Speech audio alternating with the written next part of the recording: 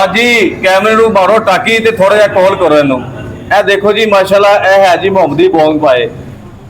हमें इनकी तरफ से एक इनविटेशन आई मोहम्मदी बोंग पाए की तरफ से और हम यहाँ पर आ गए इनके नाश्ता ट्राई करने के लिए। आप सोच रहे होंगे कि यार आधी रात को भी नाश्ता लगता है लाहौर में। जी हाँ, ये एक ऐसा पॉइंट है जहाँ पर रात 8 बजे बोंग पाए का नाश्ता लगता है।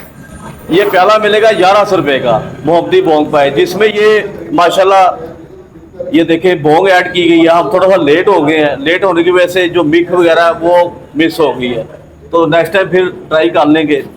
ये माशाल्लाह देखें प्याला, साथ ये नान देखें माशाल्लाह, गर्मा गर्म नान है, लाहौरी कुलचे ने जी।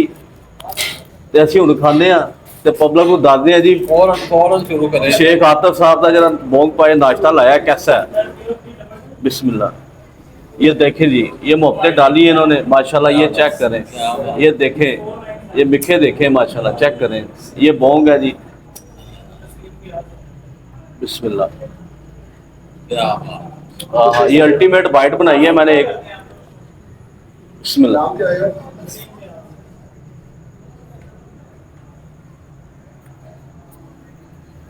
हाँ जी, कमाल है यार साजी। आप यकीन माने रिज़्क पड़ा हुआ सामने, मैं झूठ नहीं बोलूँगा।